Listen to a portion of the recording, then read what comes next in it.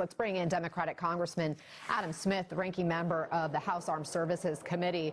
And Congressman, I want to ask you about these different dynamics involving health care. And let's start, though, first with the boat strikes. You're one of the few members who've seen the full video that some of your colleagues will be seeing for the first time today. How would you describe it? What did you see?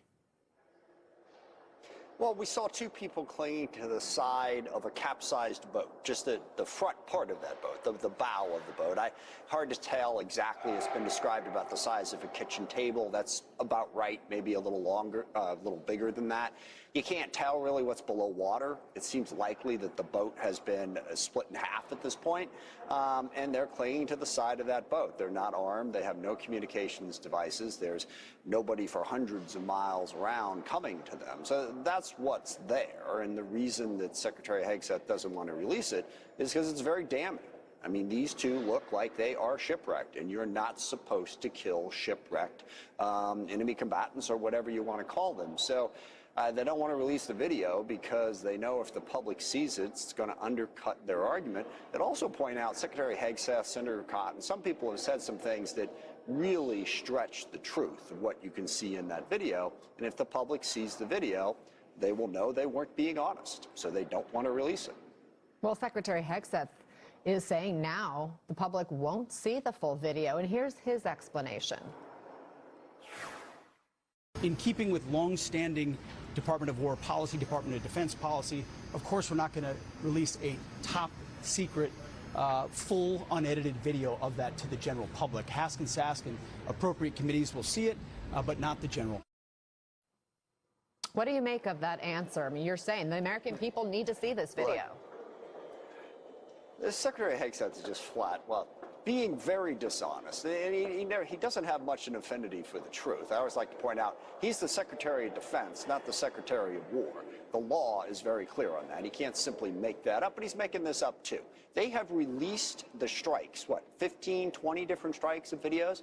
Yes, there is a 5.5-hour tape of this entire operation. If you released all 5.5 hours, there is some sensitive information on that. Now, we all know that Secretary Hegseth is perfectly comfortable with releasing sensitive information, as we saw during the Signalgate scandal, but let's give him that point. What you can do is what they've done over and over again since September 2nd, release the video of the strike. There is nothing classified, nothing sensitive about the roughly 30 seconds where you see the two people on the boat before the strike hits. He is flat out lying to say that that is classified, top secret information that he can't possibly release. And he's really being dishonest when he says, oh, long-standing practice. We would never release this. And yet they've released it, as I keep saying, 15 or 20 times. So he's clearly not being honest with us about the reason for not releasing that video. Just in this segment, we've been showing video of another strike on that same day on September 2nd. You see the vote, that very first strike that hit the boat before the double tap. Meantime, I want to pivot because I know you're short on time. You have to get to some votes. Let's talk about the other big news we were just talking about with Michael. Republicans revolting against leadership, backing this Democratic health care discharge petition for a vote on the ACA extended subsidies. Are you surprised? Do you expect more Republicans to hop on board? No, I'm not surprised. There's several layers to this issue. First of all, the biggest part of this is Donald Trump has never had a health care plan. Now, traditionally, in a lot of policies, he makes bold promises that he has no capability of keeping. Like, you know, he's got this perfect health care plan, it's going to be great. In the, 9 years now that he's been a candidate or president, he has never put together a health care plan. The Republicans have never put together a health care plan, and they still don't have one. So that's one. Two is just the simple short-term issue. If we don't do something on these subsidies, people are going to see their health care costs go up, and a lot of people are going to lose their health insurance. But the third issue that people don't want to talk about, look, health care policy is hard. The reason Donald Trump has never come up with a health care policy is because he can't possibly meet his promises. He promises people he's going to give them all the health care they want. It's going to be perfectly affordable. That really doesn't work. Health care policy is very, very difficult.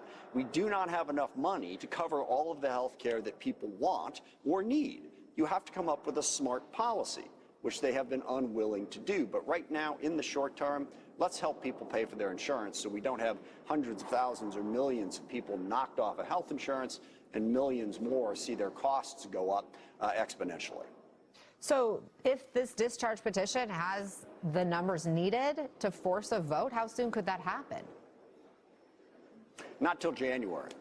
From the time it ripens, which I think is the moment when we got those 218 signatures, you have to have we don't have to, but 7 legislative days pass before you're required to bring it up for a vote. Mike Johnson plans to send us home on Friday, so we wouldn't get there till early January, even in the House. And then, as your reporter pointed out, passing it in the House is one thing. To get the American people the relief that they need, the Senate would have to pass it, and the president would have to sign it.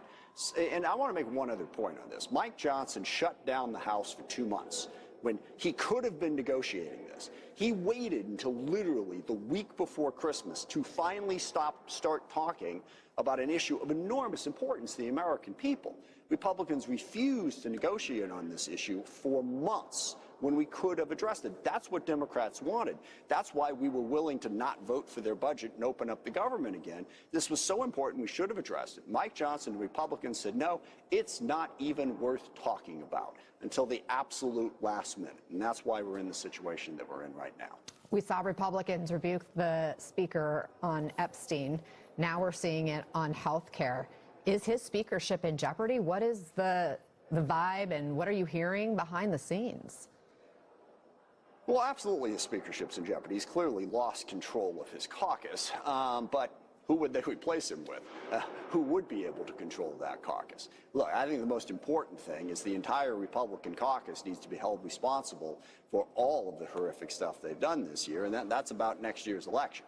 You know, Democrats need to work hard to present a reasonable alternative to the chaos and dysfunction that Mike Johnson has offered, but we have a massive opening to do that because Republicans have failed over and over again to address the issues, you know, from President Trump through House Republican caucus. We're seeing unemployment going up, inflation going up, you know, the tariffs aren't working, the reconciliation bill isn't working. We are in a series of crises right now that Democrats have an opportunity to step up and address, and that's what I'm going to be working hard to make sure that we do. Congressman Adam Smith, thank you very much for your time. We appreciate the conversation. Also, right now on Capitol Hill, FCC Chair Brendan Carr is in the hot